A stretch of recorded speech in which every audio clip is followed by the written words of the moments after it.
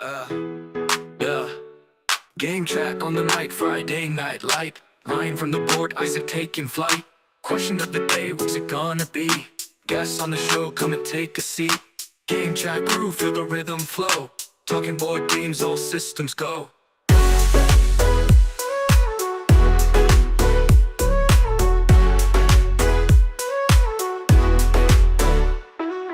Pick 5 games, what's your top choice? Hear the people shout, raise up your voice. Interview time, guest in the chair. Sharing stories, feels like we're there.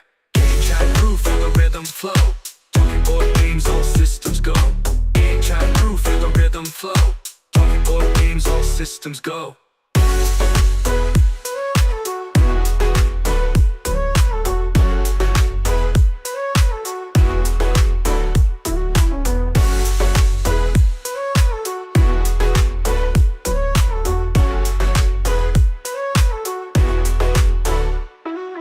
Interview time, guest in the chair. Sharing stories, feels like we're there. Game chat crew, feel the rhythm flow. Talking board games, all systems go. Game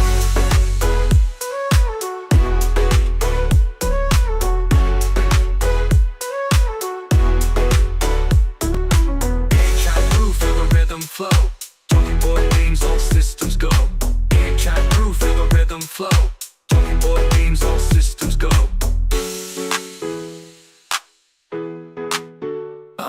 Pick 5 games, what's your top choice? Hear the people shout, raise up your voice. Interview time, guest in the chair. Sharing stories, feels like we're there. Game chat crew, feel the rhythm flow. Talking board games, all systems go.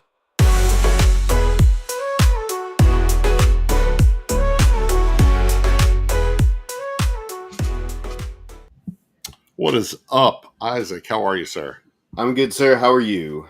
I am doing very well. We haven't done this in like a month and a half.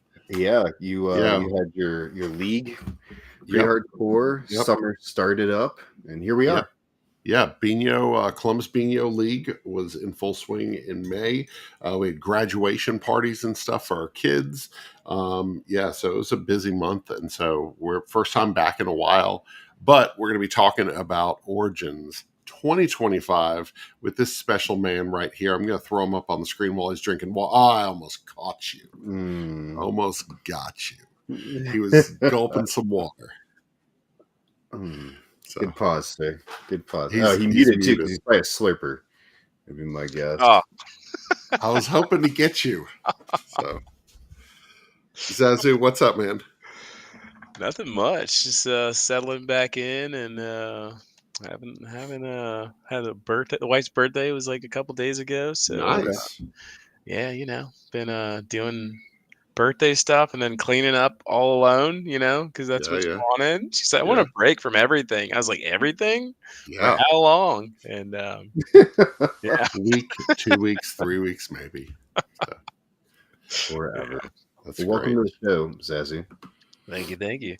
Yeah, so we had you on last year. Guys. Yeah. What? Yeah, Isaac reminded me that you were on our Thanksgiving show last year. Yeah. Yep. Yeah. So it's Zazu was with us at Origins, and we got to hang out and game some during the course of the week. And so we're going to be talking about some of the games and the fun, the food, and all of those things. If you are joining us live, we would love for you to chime in on the chat, whether you're in Gaming with Sidekicks group or on YouTube or Facebook, wherever you're at. So or TikTok, which we're live on right now. Or TikTok. Yeah, feed those TikTok comments to us, Isaac, when you need to. First one says, man, what a two good-looking guys in Ryan. It's the first there we go. There we go. A person has good taste. So, yeah. Cool. Well, let's get started. What's our opening question, Isaac? Our opening question tonight is off the top of my head because I don't have my document open yet.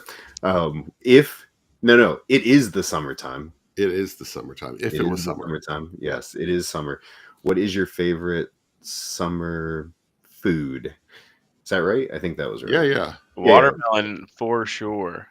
I just had some a little too early. It wasn't sweet enough, but That 4th of July, that's when you start buying, that's when Mm. the Yeah. watermelon stock is at its highest, that sugar. Have you had the yellow watermelon? I It's like, have. oh man, I had some of So that a good. couple weeks ago. My brother bought it, and I was like, "What is Yellow watermelon. this?" Yeah, and it was like sweet, like it was Yeah. like candy. Like I was Yeah. like, if it always tastes like this, that's all I'm doing. So I don't know. I like just the regular watermelon. I'm good with that. okay. So Right. What's on your list? I got to go with either ice pops, classic Mm. sugary ice pops, or a snow cone. I feel like Oh, this is the time Snow when you get cone. down with the snow cones. Okay. So they're not appropriate any other time. So, but snow cones, it's that time. I mean, I enjoy doing a lot of cooking on our Blackstone, and Yes. and this is the best time to do the smash burgers when it's Yes. real Oh, hot. I've perfected my smash burgers. Oh yeah, on the Blackstone, Nice. on the outside grill, you cook them up. Yeah. I love it. Yeah, Sugar baby watermelons. Is that those are the the little small guys, right? ones. The Yeah, yeah. little ones. Yeah, those are good. Those are real good. Also my nickname for Bob. Sugar baby watermelon, Bob's new nickname. So that's good. That is very good. Speaking of the Blackstone, celebrated our friend Blake's birthday just last night, and he requested. He's big on like requesting different meals for his birthday. This time it was breakfast for dinner. So we did. I brought the portable Blackstone over there. We had eggs, hash browns, bacon, sausage patties, pancakes, homemade biscuits. Wow. Oh man, it was good. It was Everything. really good. Literally So everything. My wife made grits. So how's her grits? Her grit game's good because I didn't like grits before she started cooking them. So Okay. yeah, almost ate a whole one by myself. Whoops. Yeah. A whole grit? No, a whole sugar baby watermelon. Makes more sense. Which is not hard. I mean, once you get started, if you're just sitting there with a bowl, Especially if you're already hot and hungry, Yeah. Oh yeah. Oh, and we've been having south heat down up here. You guys are getting our heat. It's been 90 plus every day Nasty. since before Origins. It's a rainforest rain over here. It's raining again right now. I don't know. It's raining right now here. Yeah. Pass. But you two aren't too far from each other, right? You guys are about an hour and a half. Yeah, same neck of the woods. You guys travel in some of the same gaming circles. Yeah. There. So we get to hang out. Dyson Diversions, Southern Fraud Gaming Expo. We get to see each other for some Southern conventions, and one of the ones that everybody's excited for, One Board Day. Look that one up. Yeah, One Board Day. I heard good. Yeah, you can now call it the annual, right? Because it's been more than one. So second annual. Yep, second annual. Second annual. Yeah, that's awesome. Yeah. Hey, so speaking of annual conventions, we just celebrated Origin Game Fair's 50th anniversary. That's crazy. 50 years, almost as old as Ryan. Origins has been around and in a lot of different places, a lot of different locations, actually. But for the past, what'd they say? I think 15 plus years it's been in Columbus. And it's only been 15 years in Columbus? Okay. I was on the shirt. They had like a concert, of all the places. It was at a lot of different places originally. And then it settled into Columbus for the last X amount of years. So getting back. What was the first Origins y'all went to? Oh gosh, this is my I think 2012 for me. I think this is my 13th Origins. Dang. 2018, I think it might have been 2017, but I think it's 2018. Okay, that was my first one. This was number one? Number one. I don't think I realized that. I thought you were at last year's. Nah. First one. I almost went last year, but I forgot what happened. I think I was somewhere for work. Okay. Yeah, it's I love it. I mean, we'll talk about the things we like, things we don't, and I'd love to get your first timer perspective. But going through some of the specifics, this is I pulled it up here. This is attendance was just over 19,000, which is up 8% from last year. Okay. Still not quite hitting the numbers they were at pre-COVID. Yeah. They had over almost 8,000 scheduled events, over 400 exhibitors, up 26% from last year, and over 6,000 checkouts out of their giant game library. Game library was pretty hot. Like, I feel like they did a really good job of stocking the game library with what people wanted, because stuff was coming and going the whole time. So Right. you saw more people at the game library than I think I've ever seen. Most of the time we're just bringing our own games, but yeah, it was pretty packed over there. And they had a lot of copies of all the hot stuff, like that. What's the racing game? Hot Streak or something Oh like yeah, that. Hot Streak. Yeah, Hot yeah, There's we'll like Streak. talk, we'll 6 talk about copies of that guy. that. Oh, really? Okay. That's Yeah. awesome. So kind of just your overall impressions, and Zazu, you kind of sit where I'm at. You've been to Gen Con, you've been to Origins, you've been to PAX U, right? The three big ones of the United States. Yeah. So Origins has slipped to number 3. At one point, they were 1 for a Yeah. number of years. Then they've been 2 until PAX U took them over here in the last few years. So, kind of, what's your general vibe impression, like kind of like overall of Origins? Mm-hmm. Overall, it was cool. The gaming section, which I sometimes don't get to be a part of because we're running around doing our media stuff, was it was everything you want. There's a bunch of people in there, a bunch of games to play.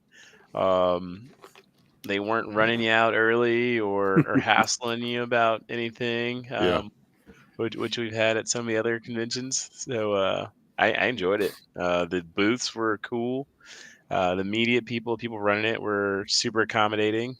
Something I've had issues with at Gen Con that Yeah. they're working on. And then the accessibility to kind of get around.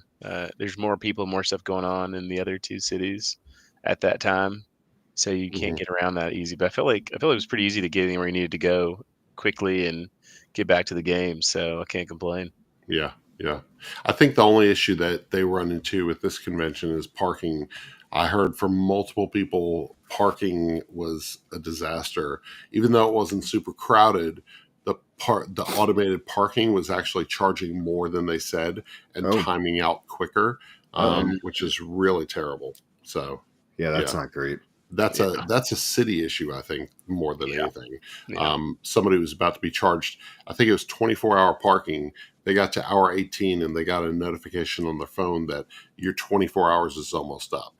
And it was like, yikes! You're like 6 hours off. What are you talking about? So yeah. I mean, so I've been at Origins, right, when it was at the highest of highs, when the big companies were here, everybody was repped, like there were huge game releases. There was that point in time where Plan B was Plan B. That's the one like I remember. Every year, like, oh, you get the new Century game. Oh, you get the new Century. You get the new Pretzel game from them. Tons of big guys that used to be there that aren't there anymore. Yeah. And so Origins is like, it's like Origins and then PAX U and then Gen Con as far as like intensity. Intensity of the amount of people, the amount of exhibitors, the ability to see people. I remember Grant a few years back when I told him at Origins, like, hey, I'll see you at Gen Con. He said, no, you won't. Like, if you see me, it's going to be a, hey, how's it going? Like, Gen Con is chaos. Like, it really is. Yeah. There's a lot going on there. And Origins feels a little more like some of the Dice Tower cons, feels a little more like a bigger Tantrum con. Yeah. Right. Where you, but like, how many times do we see each other unintentionally? Right. Oh, yeah. You can run into each other real easy. Run into each other. Yeah. So whereas Gen Con, if I try and like run into you, Zazu, what are the chances? Slim. Yeah. It's not going to happen. And see, I that's not the experience that I want. I know. So from my experience this year, it felt bigger than it was last year, but it never felt crowded. And so I think that's a question Dom 2D is asking. The space, I feel like the halls were, you could move through them nicely. It was pretty easy to navigate. It never felt overly crowded. There were a couple Origins like back 2018, 2019 that felt crowded. Like Erin literally had issues with the amount of people that she was surrounded by, just interacting with. And this past two haven't really been that crazy. So not a long wait to play games. I mean, sometimes you'd wait on something to get checked back in. But I mean, if you wanted to sit down and play a game, I think How to Save a World over at Kids Table was the only one that we couldn't get time to play. They were running limited demos. We didn't sign up for anything, and every time we went to jump in, somebody else jumped in I was before gonna us. bring that, but I didn't know if anybody wanted to play it. They, Yeah, we would have played it. We were interested in it, but we haven't played it yet. Though. yeah, So, What's interesting too, you talk about demos, like at Origins, they're actively trying to grab people, like, hey, come yeah, check this game out. yeah, Where like Gen Con and PAX U, you're like, I guess maybe if I stand here and hover, there's a chance I can, yeah. get in and have a seat. So yeah. yeah, you got a much better chance of playing stuff, meeting designers and meeting some people there Well, from the companies. something that a couple companies have done that I really appreciate is they've brought their exhibitor area outside of the exhibitor hall. You saw that from BA Games. BA Games had a whole demo section. They didn't have an exhibitor booth. Queen Games again this year did that. Queen Games had their own little section. All Play had two. All Play had their primary in the exhibitor hall, and then they had a whole gaming area where you could still buy their product. All Play did a great job, as always, of being in two places and allowing people to get whatever they needed and play whatever they wanted. So What's crazy with those setups is at Gen Con, out in the hall, you don't even need a badge. There's so many rooms for each publisher has like huge demo space and buy stuff. Like you didn't need a badge for that area, right? Zazu, I'm trying to think. Like if you stayed out in the you know what I mean, I'm the pretty hall. sure There's you like could get in the hotels even. Like yeah. The hotels had tons you of could stuff be in a too. hotel the whole time and never go in. I met a group of guys the first year I went, and I met up with them the second time, and they said that we haven't bought a badge in like 6 years. There's They're just tailgating no point. essentially. Like yeah, They're somebody tailgating Gen goes in and Con. grabs the stuff they want, and then they sit in the halls at the Marriott. that's not a bad gig because I wouldn't want to deal with the crowds, Yeah. So if I Yeah, was for there sure. just to play games, so So we talked a little bit about some of the vendors. What was your impression, as we kind of look at specific stuff, of the vendor hall, as far as like vendors that were there, the stuff they were selling? Kind of what were your thoughts on what you saw? Definitely some wasted space for sure. And I get like you got to set stuff up, you got to set prices, and then prices change, and they know the size of these companies. Like, why not let a little publisher get a cheap table? The space is there. You can only help the industry grow. So I feel like that was a miss, especially it being part of Gamma, where they're trying to grow the industry. Like, why not help a small publisher out, get them in the hall, get them some exposure, make a program out of it. And then the art stuff, I love walking by and seeing the art. I know a couple people thought, too much, but they bought the table, and it's not like they weren't selling things.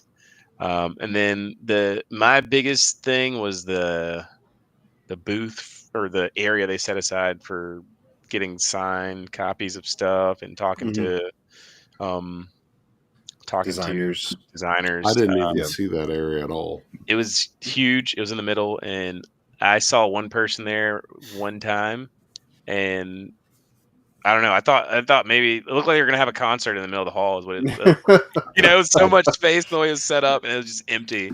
I kept Yeah. walking by it, like looking around, like they could have put a sign or something. It was kind of Yeah, crazy. yeah. I didn't even realize that what that was. Yeah, it was a Okay, miss. wow. It was a swing and a miss for sure. Yeah, Now that space last year had Eric Lang, Elizabeth Hargrove. Like it had some people that were waiting in lines for designers, Yeah.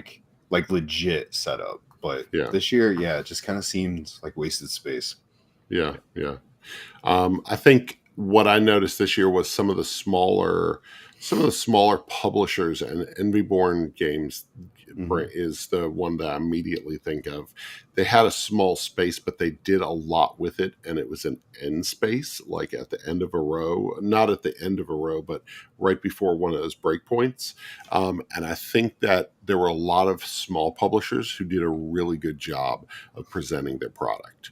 Even some of the ones that shared booth space, I saw a couple that that like they shared a booth space with Will Levity and Envyborn. They shared a space together, and so I think that there were plenty of smaller publishers that did a really good job of presenting themselves and put themselves in a really good position in the hall. So I appreciated that because there are times when I'd rather spend some time at a smaller publisher and see what they're about, get to know them better, so that I can build a relationship long term with them. Right. Yeah.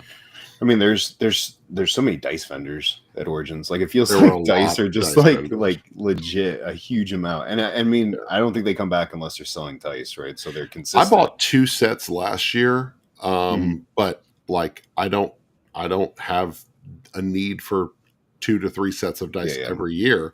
I buy them every couple of years at best. That being said, Origins has some of the most RPG events that I've seen at some of these. So they're getting people who are looking for dice, and that's that's a legit thing. But it's kind of echoing the same thing I said. Lots of empty spaces. I love seeing artists personally. I would love in that like autograph area. Give me like some of the best board game artists. Bring them in. Bring in the Miko. Bring in Tool. Bring in some of those guys. Yeah. Let them sit there and draw art. The guy who does all the root art, I saw him at PAX a couple of years ago at Leader Games booth, and he had a line 30 people deep. We're waiting for like a quick sketch for $20 on the inside of their game box. I would rather meet an artist than a designer for some reason. Yeah, I'd be all over that. Yeah, do Trey sitting there doing sketches? Yeah, I'm signing up today for that. Yeah. Right. I think it'd be super cool. I used to do art events a lot of times, and they would come with like sketches that they had already done. So like the mock drafts of like games. Oh, yeah. Like that would sell for as much as the game, if it's someone's favorite game and you get some concept art, like I think that'd be super cool. But just have a board or something to fill the space and something unique. Maybe I'll talk to him. You look at Kickstarter.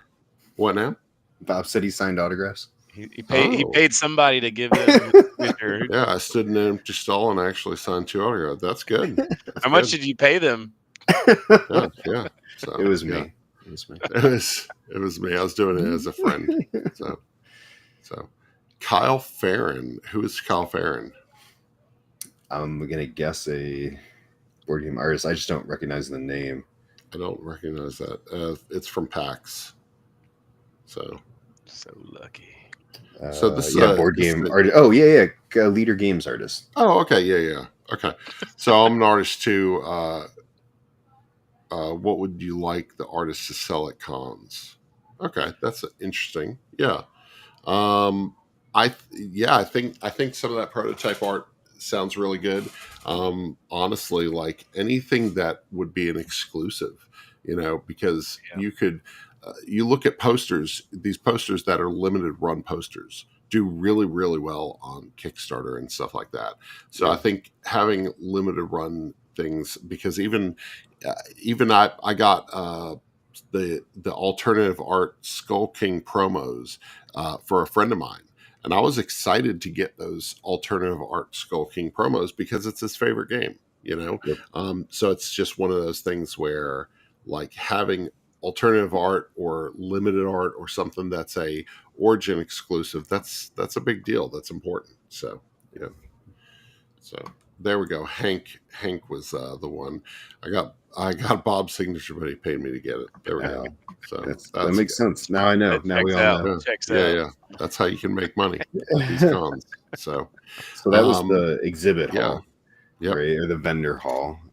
So what was a game you played at Origins that surprised you? And I left it a surprise. That could be positive or negative in crust, right? Like what was a game that surprised you, Zazu? Ryan actually pulled me over to play it, but it was is it Jam Sumo or Sumo Jam? Jam Sumo. Jam Sumo. Yeah, that was like Croaking Hole's fine. I played it once, and my buddy has it. That's part of our local group. So when I go over there, we'll play it. But I've never had the thought cross my mind to buy a Croaking Hole set. Lord. Okay. But that game there, Sumo this Jam, was your jam. Yeah, I was like, that was Jam Sumo. legit. Jam Sumo. Jam Sumo. I was like, I'll play that. I'll purchase that. So I was taking a chance on this one because I've met some people who don't care for it. They're just like, it's fine. But I was like, so it was Alex from Might I Suggest a Game. It was Ryan from Game Boy Geek. Game Boy. And then it was Zazu. And it was before the hall opened Thursday morning, media only. And I said, hey, let me show you something real fast because this was one of my favorite buys from last year. And so I said, let me show you Jam Sumo real quick. And I was like, they're going to love it or hate it. And man, it was like people yelling. Everybody had their phones out filming things. Other people were stopping to film us. Yeah. It was wild. It was fun. That's great. So, Yeah, it was a good time. Yep. They should have paid us to play. Dude, yeah. Got some marketing videos out of that. I do a promotional Jam Sumo, Brown Castle board games. Brown Castle games. Check them out. So my surprise was No Loose Ends Gamehead. This is our meeting with Paul Solomon was very interesting. It was basically on the floor of the convention, out in the hallway, out of a suitcase. That was our meeting with Paul. But No Loose Ends was immediately, it's a trick-taking game, and actually Bob, that's his too. Same thing for Bob. Yeah, same thing for Bob. This one is really fun. We've played it probably every other night since we've been back home. Oh, wow. It's a trick-taking game, pretty straightforward, but you're bidding by putting down evidence in front of you. And if you can't cover your evidence by the tricks that you take, you actually are getting negative points. And there's a mechanic in there about someone at the table can become a snitch. And if they snitch and they bid 0 and get 0, everybody's negative points are doubled. And so I really liked it. Aaron taught it last night to a group of people. They loved it. It's really good. So what's the catch-up mechanic like if you're getting double the negatives? So double the negatives. Every negative is -1, so you're just getting -2 instead. Okay, but it's just enough so the snitch gets 10 points straight up. But because they bid 0 and got 0, they get 10 points straight up for the round, but everybody else that missed their books is getting that double negative, which is a nice little, if you can make it happen, it feels really good. But if you don't, it's just utter failure. So don't want utter failure. Where are y'all at on trick-taking games? I fell into the Marvel hole. It's too many. Too much. Gotta take a break. I can't cover them all. I think card shedding games is where I'm getting a little weary. I've played 5. Over trick-taking? Yeah, I don't know. Trick-taking, I'm still okay. So much trick-taking. Yeah. Card shedding, I think I've played probably 5 new card shedding games just in the first 6 months. And I'm like, they all feel pretty similar. And I think that's the problem, so they feel a little too trick-taking. I enjoy trick-taking. I enjoy the mechanic. It's fine. It's great. I have a great time playing them. I'm just tired of, literally, I felt like half our meetings, people were like, here's our next 3 trick-takers coming out. That is 100%. I'm like, what? Why there's so many of them? That's exactly it. If it's something cool and unique, I love it. I'm excited. Yes, I've got Vegas. Yes, I got fishing. I enjoy them, right? I love card shedding too. I don't feel like I'm seeing nearly as much card shedding. I feel like I'm seeing too many card shedding. I have seen quite a few card shedding, but I prefer card shedding to trick taking. Really? But I did tell 2 publishers when we had our meetings. I was letting them know. I was like, if you want to get more black people playing board games, trick taking is the way to go. It's just like a lot of the card games that get played at my family reunions. Yeah. It's trick taking. So that's the only reason I even purchased them, because I'm like, I don't really bring them out for my game nights because I'm like, there's so many of them. I play them all the time. Yeah. But when I go to a family reunion or hang out with fam, I'll bring them because I know they're gonna be able to get the rules quickly because it's something familiar. Yeah. But yeah. For me, the biggest surprise was a game I was gonna buy before we came, but I really wanted to try it. And that was the one you already mentioned, which was Hot Streak.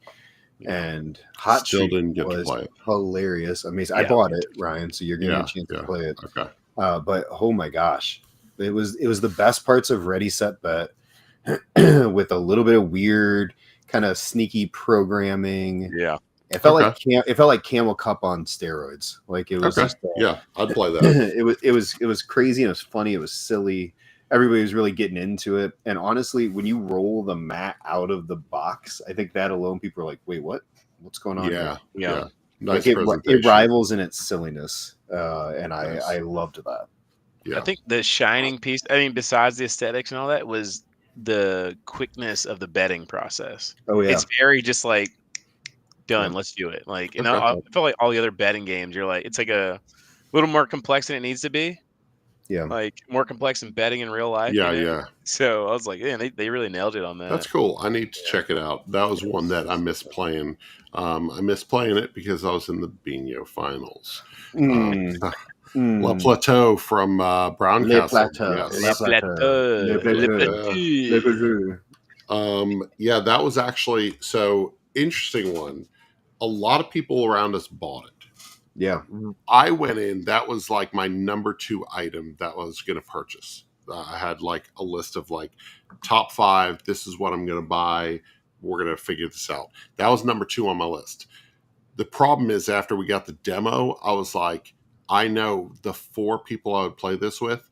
And if I have to teach this over and over, I'm not going to enjoy it because I feel like if I'm teaching new players how to play this game and try to, oh, I get it now after the first game, I'm not going to want to play it, you know. Did Bob get it? I think he got it. Bob is going to buy it. So Okay, I'm glad that's somebody around here is going to have it because I want to play it, Yeah. but I don't want to own it because I don't want to teach it over and over and over and over. So Is that an old game or a new game? it's so Brown Castle, the Jam Sumo is an old game. Jam Sumo is a game from 2012 or something from Okay. Gavin Birnbaum. Okay. So what they do is they basically are taking games that already exist, making amazing centerpieces using the woodwork that they do and re-releasing them. And they're doing a wonderful And it job. had kind of a fun area control aspect to it with the trick taking. Yeah. And it's got layers to it, which I really like. But I know that me as the owner of the game, I would have to teach it over and over and over. And I already have to teach so many games. I'd rather just like play it with people who know how to play it. For sure. So, yeah. So, So favorite, yeah, a little higher learning curve for sure. Yep. Yeah. Favorite gaming experience from Origin. Favorite moment. I said gaming. Favorite moment from Origins this year. Favorite moment.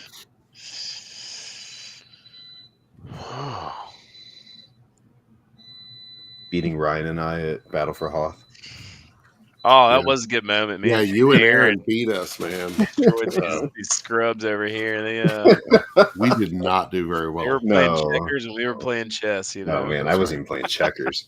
Barely tic tac toe. I was trying to read the cards. So, they murdered us. No, that was fun. I did enjoy that, and I played Memoir 44 like one time. But it was funny. I remember that battle mechanic that they have now is just that's like the standard. Like Straightforward. I don't understand why people stray so far away from Yeah. that. Yep, Like, it works. Yeah. Works well. Yep. so simple, so easy to use, so easy to I teach. thought it would be way more difficult than it was, and after playing it, I was like, "No, I need to own this." Yeah, pretty straightforward. So, yeah. I didn't realize how hyped up the Hobbit stuff was. I would have tried harder to get over there and play it. I'd heard a little bit about it, but I thought it wasn't coming out for a while. Did y'all get to try? I did not. I did Yeah. not. No. 2 a.m. I'm the boss. Hank said. Yeah. Oh, that was a good. That was good. I didn't even play, and I had a good time watching y'all.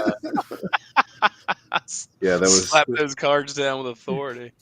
going to Heat Bob's Archive. wasn't even in the con hall. the going Jordan to Heat 4s. Archive. Yeah, the Jordan 4s you got was nice. Heat Archive was sweet. It was a resale shoe joint we went to. That was a lot of fun. Yeah. So what was your favorite, Zazu? Or was it beating us at Battle of Hoth? I don't want to assume. Real quick, Rick, coming in here. Glad you made this show, Ryan. I missed a podcast earlier today because I was Oof. working. Not Oof. all of us have the entire summer to just sit on our butts and drink lemonade. I Thanks, think Rick. that late night table was I mean it was multiple nights, but yeah, like gaming all night with you guys at the table over there and behind the escalators, That Oh was yeah, just sitting and having we a had, good time. No hustle we, and bustle.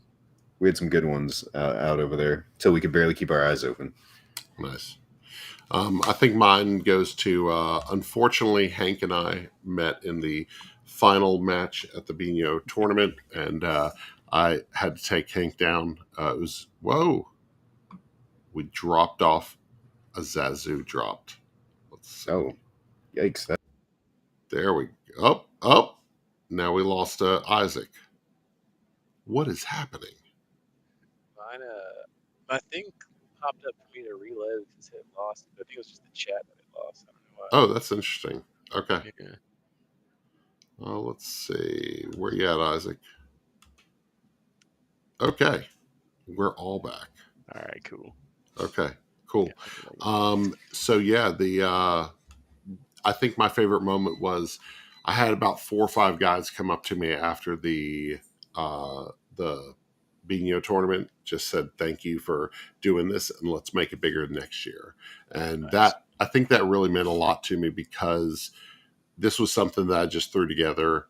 Didn't have a ton of like we didn't have the space that we needed. We really could have. We needed a room and stuff. Next year, it's going to be bigger and better.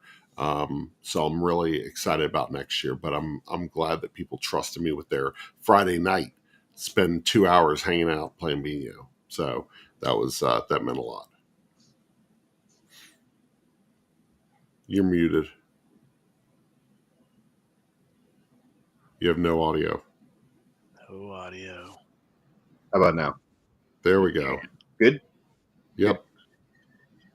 Yeah, I would agree with Rick. with what everybody's saying. Yeah, all the stuff we played, Ruins, Ink and Gold. Our game of Ink and Gold was Man. wild. I just looked up the scores. Zazu and I finished with a strong 0 for our game of Ink and Gold. That was pitiful. But yeah, that's just like I love the late night gaming. I love posting because I haven't seen Daryl Andrews. I feel like the last couple cons I've been at because he's usually the one's out late with us. Yeah, it's fun. We used to have a spot upstairs. We kind of found a nice little spot by those escalators, nice table. People mainly left us alone, and just that's what these cons. Like no matter big or small, like to me, it's the games we like. That's great, but it's people we love and getting to hang out with the people that I'm there for is what it's all about. All about 100%, 100%. So Rick's been hassling me, thanking me for a tournament I ran and won the prize for. Listen, I've every time I run something with Bino, I suck at it, and I'm usually out like in the top in that top portion. This is the first time I've ever actually done well at it, so I don't feel bad. So, last one, then we'll get to our pick 5 thoughts on because I see this a lot in the Origins chat. There's an Origins unofficial group on Facebook, and there's a lot of complaints, a lot of them on BGG about Origins being a preview con.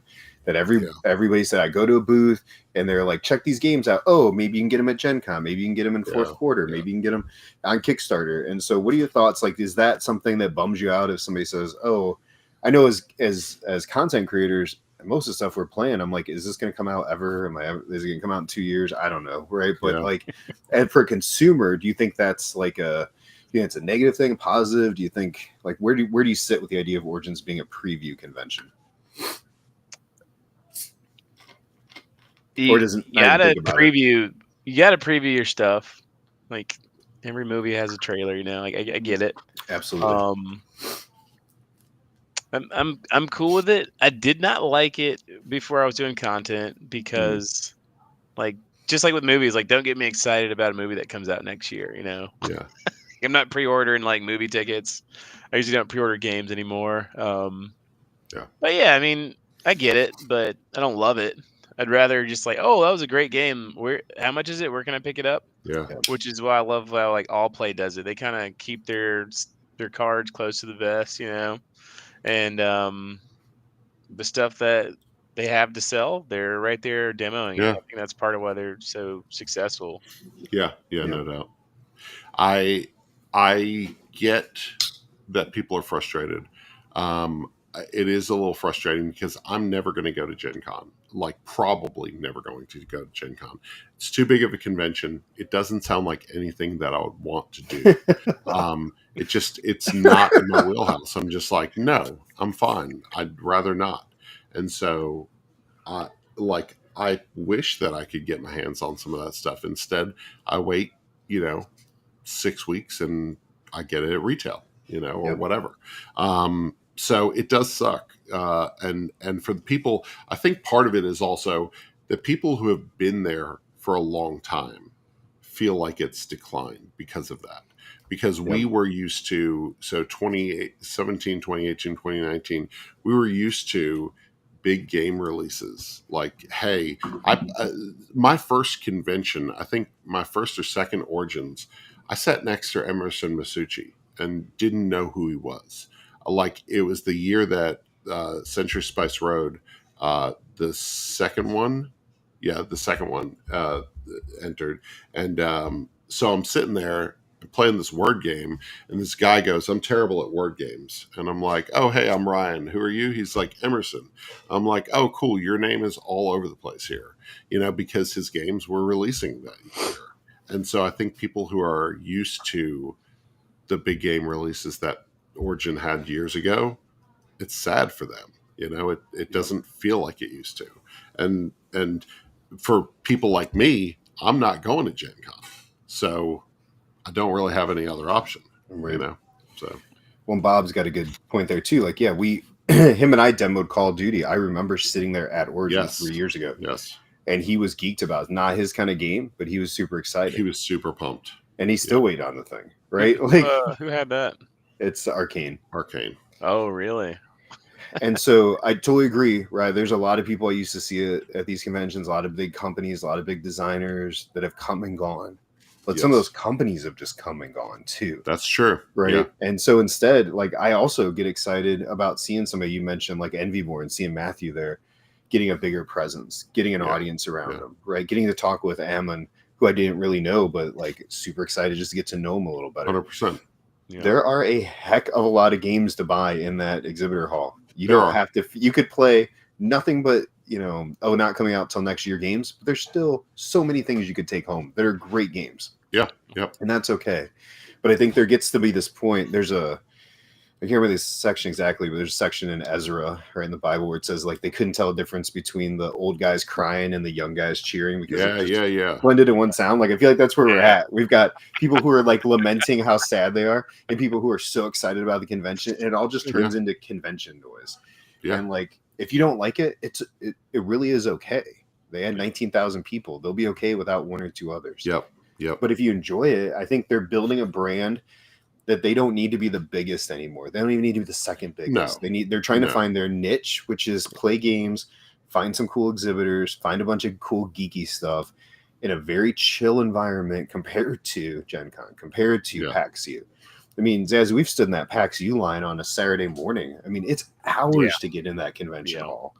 Yeah. Like, it's frustrating how long that line is at PAX U just to get in the door from outside.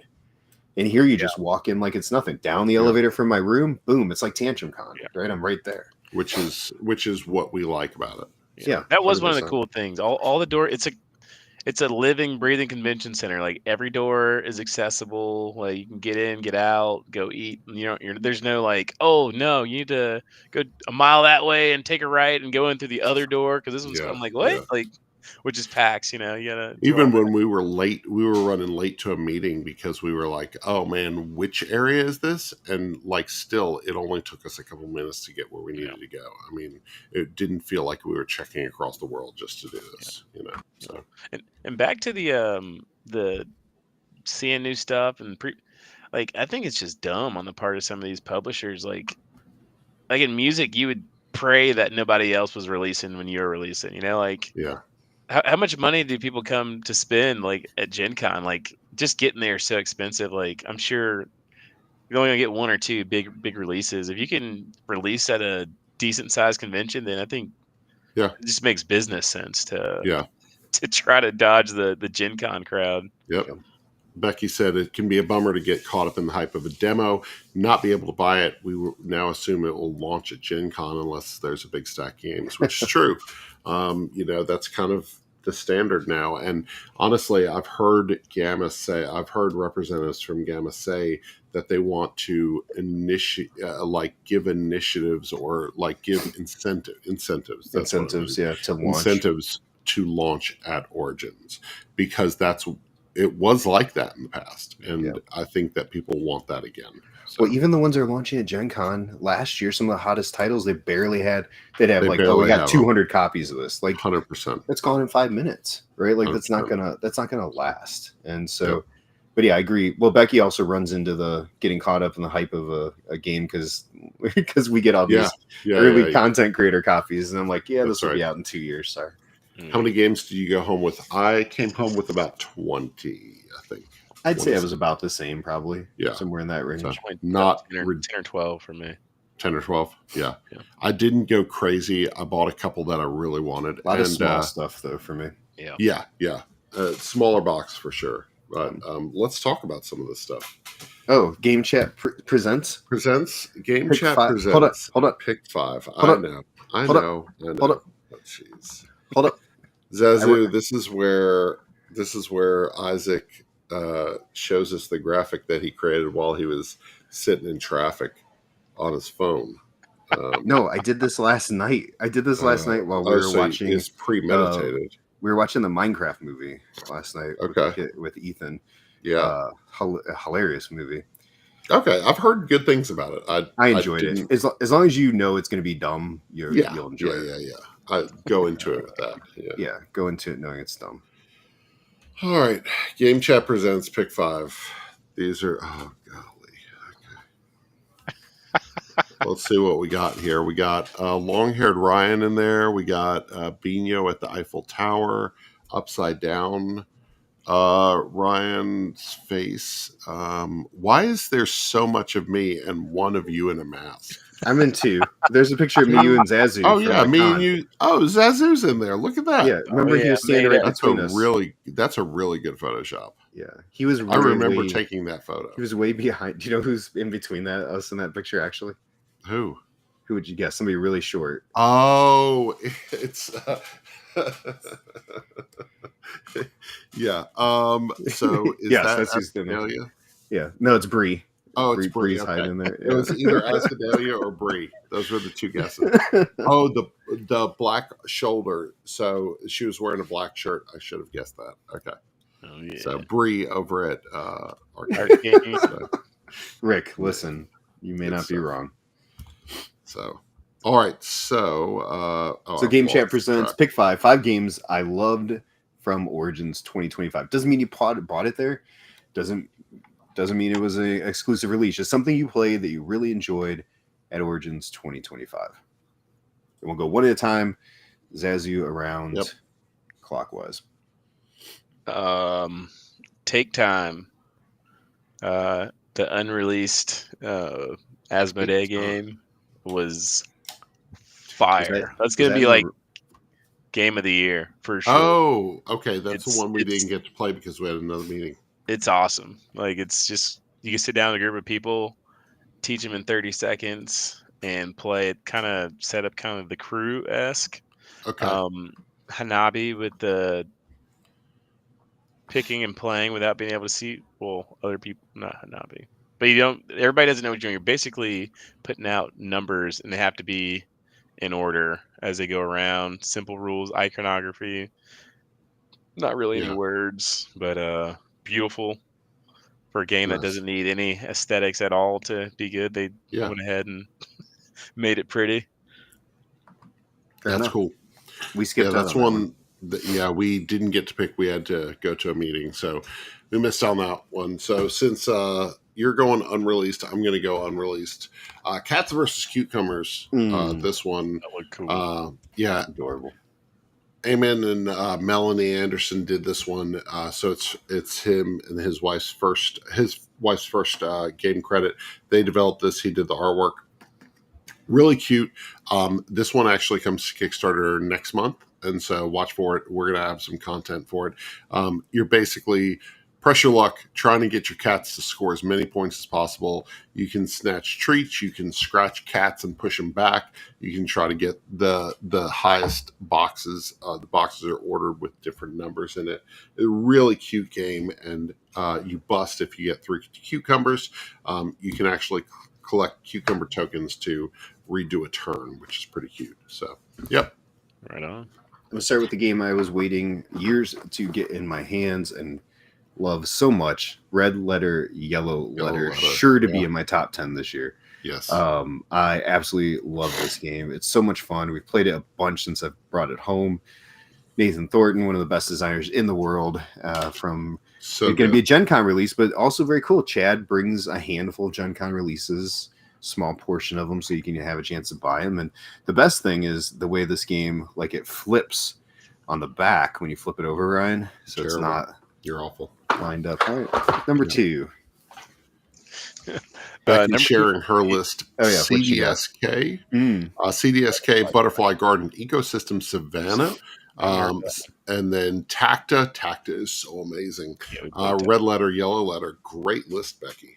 Great Nice. list. Good I picks. played 3 of those while there. For me, Bites, old one. It's actually all played back when for a while. Back old before. Board game tables, yeah. Board game table, yeah. Ask Delia was like showing me the stuff, and she's like, "This is actually one of my favorites. It's kind of old, and I've played it like 2 or 3 times already, and everybody's enjoyed it." Mondo was crying because I destroyed him at it, but Nice. I love to see Mondo cry. We played it Thursday night at our game night, and yeah, it was a good time. She loaded me up Very with cool. promos. Yeah, that's awesome. Yeah. I'm going with Jam Sumo. One of my favorite things was playing Jam Sumo with you guys at the booth. Jam Sumo is still a fantastic game. If you don't know about this one, Brown Castle games, this is just such a fun game. You're trying to sink dice into the hole in Jam, and then you're trying to knock other players' dice off the board in Sumo. You play Jam, then Sumo, or multiple Jam sessions, then multiple Sumo sessions. However you want.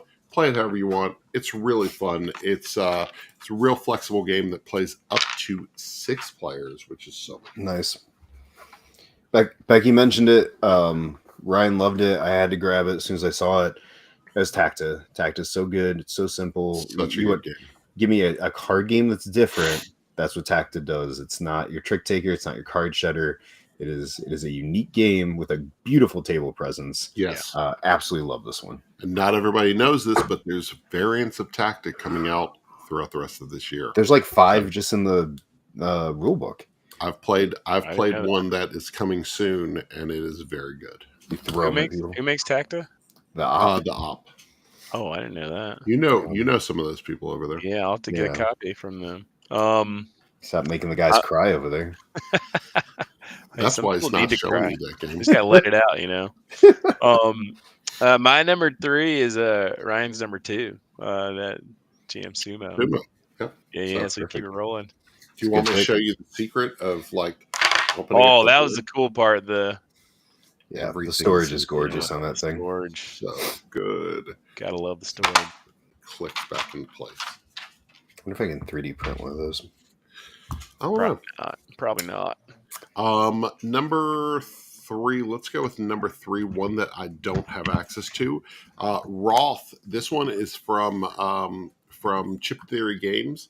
I was passing by the Chip Theory Games booth, saw it on the table. This Manny Tremblay did the artwork. It is neon. It is crazy. It is gorgeous looking, and it reminds me of a lot like Radlands, the color palette that they used. It's such a cool area control game. It's more simple than it looks. But it is probably the most pure area control game I've played in a long time. Like every faction has their own special ability, special like players. The dice represent players that have more than 1 health. All the other little players are little tokens, and they all have 1 health each, so it's easy to kill them off. Really, really cool. Love the art, love the style. Roth, you're going to see more about it on our channel in coming weeks. Very nice. Looks very cool.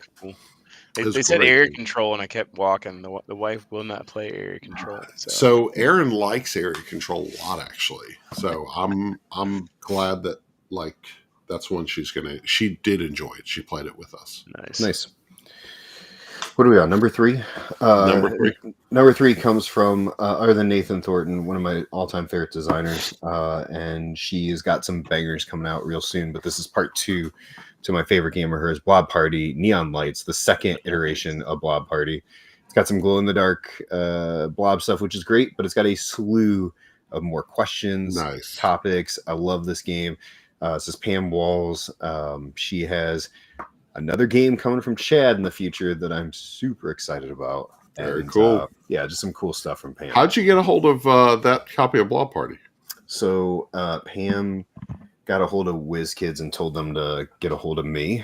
And, nice. Okay. They said, hey, this designer would like us to work with you. I'm like, I've been working with you guys since I started. There's such a carousel of people through there. Exactly. Nobody knows. Nobody knew me, and I didn't know them. So we got I'm trying to get the ball rolling again, but cool. We'll see. That's cool. That's awesome. Right on.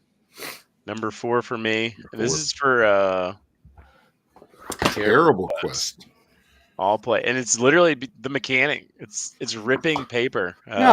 It's quick. It's quick, simple. Yeah. Like I was like, oh, that's cool. You don't see a lot of new stuff going on like this. Precision paper ripping. Yeah. So I had to throw that in there. I just man, I enjoy it. It's cool. And you remember the price point? Price point's $9.99. $9. Yeah, that's the right price for that game. Yeah, it's fun. That is a car ride game. That's a throw good it gift. in there. We're going on a car trip. Good gift as we go. Just have a trash bag for all the little paper. Oh, right. Always. Or just throw it on the floor like my kids do. How dare you? So this is Mythical Dice. This one's really fun. So this is Skull King, the dice game. This was brought over by Hachette. Yellow Games published it also cooperatively, I guess. Randolph. Everybody. There's a bunch of publishers. Anyway, this is if you like Skull King, if you like throwing dice, if you don't mind just a crazy stupid amount of luck, this is fun. Mythical dice, you don't take it too seriously. Everybody's bidding on the dice that they have pulled from the bag and then see what happens. So it's been really fun. We've played it 4 or 5 times since we've been back. Rick asked the name. I just showed it again. It's Terrible Quest. Terrible. Terrible. And Ascadelia told us, she was responsible for the name. So it's perfect name. Sweet puns. Oh, sweet puns. This is an old game I picked up. I've really enjoyed it. It's a dexterity game. I picked it up at the flea market for literally like $2. Catch the Moon. Oh, okay. Yeah, the ladder. Yeah. 2012. All right. It's got a few years on it. Oh, it's that old? Yeah, really enjoyed this one. I played it a couple times, and it was a great new addition to my collection. I should have went to that flea market. Oh, this was the BGG online one, virtual one. The actual flea market they had was the stuff that didn't sell in the virtual flea market. So there wasn't a lot of good stuff in there. And it was hidden. It was in a weird spot. Yeah, that was the consignment sale, right? Yeah. It wasn't. It was fine. Yeah. Number 5. Dun dun dun. How to Save a World. How to Save a World. Look at that beauty. Yeah. I haven't yet to open it. We're supposed to play it this week. The peeps are back in town. They were begging to play it. Summer vacation and all that. That's definitely one that I want to play. So. Yeah, I've been waiting to. I demoed it 2 years ago, I think. Okay. It was one of the first first or second kind of exclude. I'm like, oh man, I'm a content creator now. I'm getting to see stuff that doesn't exist. And, I really enjoyed it. I was like, when's it coming out? And he told me oh, well, in a year we're gonna do that. I was like, I can't post this, dude. And he's just like, no, I just wanted to get some thoughts. And I think they quoted me on the Kickstarter, maybe. That's funny. But Yeah. yeah, I was all the way behind the scenes on that one, so I've been Yeah, waiting. Sean showed us that one. It looks really good. I like the It's flow of cool. that game. Yeah. It's really So cool. It kind of reminds me of what's that, On Mars? It has a very light On Mars kind of feel to it. okay. I Okay. love On Mars. It's one of my favorite games of Yeah. all Yeah, time. that's Isaac's jam. That Yeah, is so you're that's gonna my love it. jam. It's It's like my a jam pared cinema. down. It's got all the collective stuff, and you're hopping from one section. You gotta get from one section to the other, and space. Like it has a bunch of like through lines to that game. So That's That's cool. awesome. One of my most anticipated games was Bebop. This was on my list of those top 5 that I wanted to pick up. Bought it, bought all the deluxe components, spent quite a bit of money on it, and I'm happy with my purchase. which is that the? Can you This is flip from the? Bitewing, right? Games. Yep, I see the back Bitewing of the game. box. Yeah, Yeah, it's lined up. That's gross. yeah, I know. Is that where you're setting up the venues? It's like a Yeah. outdoor concert. Okay, Yeah, yeah. outdoor concert. You've got Yeah. jazz bands that are playing this outdoor concert. You're trying to group your stuff by family. You're getting points. You're making contiguous lines to carry on like point scoring. It's really good. It's not area control, but kind of area control. Dice placement. It's really I like it a lot. I played it 3 players the other day and Yeah. really enjoyed it. So I'm trying it at different player counts to see how it plays. So There's I think they released that. I guess they were all music themed. They released that with a couple, like 2 or 3 others. I don't know. Um, There might be. So because they've kind of done some Greek mythology stuff paired up with other stuff. I don't know. So, but yeah, Bebop. I was very happy with Bebop. We demoed it. It's funny. Robert Weberson Santiago did the artwork, which is one of my all-time favorites. Who is the designer? Robert Novakimin. Oh yeah, Um, one of my favorites. So I'm standing there in front of this guy named Robert, talking to him, and I'm like, "You have access to that game Bebop?" And he's like, "Yeah, we'll have it out on the table." And I'm talking all about it, and I'm just blah blah blah. I didn't realize he was the designer. And I'm just sitting there saying, "Yeah, I think I'm going to enjoy it. I saw a review of it. There's not a lot of content on Bebop right now online, but I think I would really enjoy it." And he's like, "Okay." Doesn't say a word. Finally get to play it, and I turn around. I'm like, "You designed this?" And he was like, "Yep." Shuffle and Swing is the other one that they released. Shuffle and Swing. I did see that. Okay. That one's good. Oh, okay. I prefer that out of the 2. Honestly. Okay, I haven't played Both that. good, but the other one, it's like multi-rondelle Okay. kind of board. That's also Ryan's pickleball Yeah. nickname. Shuffle and swing. Yep. Shuffle. Right on. My 5th and last would be. That's a really good joke. I'm so sorry, Isaac. How dare you? You could have just let it keep going. No, that was a good one. I actually feel like you tried it that one, and it was good. Every couple of years, one lands. It lands. Yep. See ya. Have a good night, guys. Right. Jeez, man. I'm actually going to use that now. I'm using it. Shuffle and swing. My 5th was in our Asmodee preview of a bunch of stuff we couldn't take home, and that was 7 Wonders Dice Rolling Right. I don't remember what the title was. It just 7 I think Wonders Rolling Right. I don't remember. I enjoyed dice it. Or rolling. I think it was dice. Yeah, I think. I feel like we got the stumble down the stairs intro to it, but I enjoyed it once I got the rhythm of what it was doing. I really had fun playing it. 5 turns in, when you know what you're doing, it was very good. Yeah, it was good. Once you got the rhythm, it was good. Yeah, but yeah, lots of fun stuff. Iconography art. They're gonna have to differentiate some things a little more, but then I'll be right there. Pretty nice. It'll fly. Yeah. Stefan's great. I actually hung out with him quite a bit at a Tantrum Con last year. He seemed like a cool dude. Oh, he's awesome. He's awesome. Very cool. All right, Rick. No cap, it was good. Probably more respectful to Ryan's pickleball. Wow. So Zazu, what have you been playing lately? Other than all the things we just talked about, what have you been playing? Something different. Yeah. I tried. I don't even remember the name of the game. We played some trick taking game Thursday. What trick taking?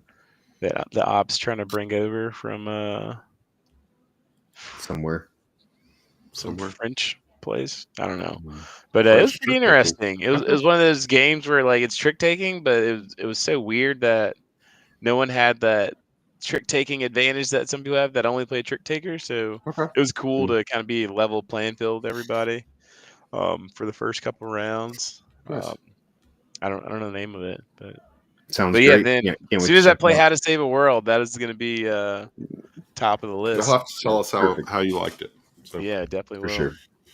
2 of my plays this week. Countdown 3-2-1 countdown. We've been playing this one a lot. Card shedding. Super It's good. really good. Like it's really well done. Actually, this is you'll see this review hit on One Board Family this week. This one's from Grandpa Beck Games. Yep. I really like it. I think it's a really solid entry into their card series. I would put this right there with Skull King and Cover Your Assets. Like it's in that like trifecta of you should own this one. So and then Toy Battle, not a surprise because I actually wanted to buy this for my wife for Mother's Day, but this is a very good game. Me and Josiah played it Can't wait. yesterday, and then me and Aaron played it 3 times yesterday. It's a great game. And if they expand this, if they bring new factions and stuff, it's going to be even better. Like that thing has a future if they do it well. So Yeah, we might do that one tonight. Yeah, for me, we've been doing a lot of fishing. Now I finally got my copy. I've really enjoyed doing that. And another one that we didn't mention, but that we got a chance to play there, which was Llama Llama. Cute little, like Llama Llama. easy drafting card game. So we've been playing a couple of fun card games. Yeah. Got some llama-ing over there as well. Yeah, that's one I want to play again. Have you gotten the 50s yet? No, God, no. The first time I played, I got it in one. Really? Yeah, Ridiculous. What's at Gamma? I played it at Gamma. Okay. It's like when I told my friend Ravita, I was like, yeah, so sea salt and paper so far nobody's ever gotten 4 mermaids. She was like this. I was like, I've never seen it. She's gotten it once or twice. That's wild. Rick said Dr. Finn's latest Kickstarter that was a set of P&P games is solid. Simple yet solid. I've played 5 of them so far, and they're better than most. Dr. Finn's. Yeah. Look at Rick actually participating. Yeah, look at that, Rick. I've never even heard of Dr. Finn's. I've never heard of Rick. So Dr. Finn, Medicine Woman is the full name. really good show on CBS. Yeah. So and Hank put UGTech, which we did play this last week. So I don't picked know it what up. UGTech is. It's an old Fantasy Flight game. I picked it up in the flea market, literally for a couple of promo cards they traded me. It's like you're setting up these pieces in a certain way as a team, and then your caveman director can only grunt certain words or hit you over the head with a blow up I played that. Yeah, it was silly. It was fun, but it was silly. Oh, they have Biblios. I like Biblios. That's one of my favorites. That's a great game. And there's Biblios Dice. I didn't know that existed. That one's the one that we played at work a lot. So Biblios Dice? Yeah. Was it good? So, Bob brought it in all the time. Nice. So, all right, Zazu, where can people find you online and see all your wonderful content? Zazu X2 Games on TikTok, Facebook, and Instagram. Nice. Yeah. All right. MySpace, Tumblr. You can find at One Board Family all over the place: Facebook, YouTube, TikTok, Instagram, X, Blue Sky, all that stuff. We've had some nice little hits on TikTok lately. Some Bino hits that have done 3,000-5,000 views. Nice. So. And you're in a Bino publication. I'm not in a Bino publication. It's actually a sports magazine. So it's called Extra. Really? Yeah, it's called Extra Time. So that was pretty cool to see that today come to fruition. Yeah, that's really neat. Couple months ago, Bino asked me to do an interview with Extra Time, which is a soccer magazine out of Europe, I believe. And they did a whole piece on how Bino has kind of brought soccer into the board game space. And so they did an interview with me and 3 other Bino people, and we talked about clubs, and we talked about the scene that we've built over the past year or so. So Extra Time magazine, if you're into soccer, there's an entire article that I contributed to. So nice. Will it game returning soon? No way. Will It Game is returning. In fact, I got to get off this call because we got a Will It Game call in 20 minutes. Oh, perfect. Really? Well, hey, you can find us at all the different Game of Sidekick channels. Yeah, the same. Just go to Game of Sidekicks. You'll find it all. There we go. Cool. Perfect. On that note, Zazu, always a pleasure. Yes. Oh, it of is course. always fun hanging out with you. Of course. I'll see you at the next con. If Yes, not sir. sooner. Yes, sir. Absolutely. It'll be fun. All right. You guys have a good one. Have a good Take night, care. guys. Take care.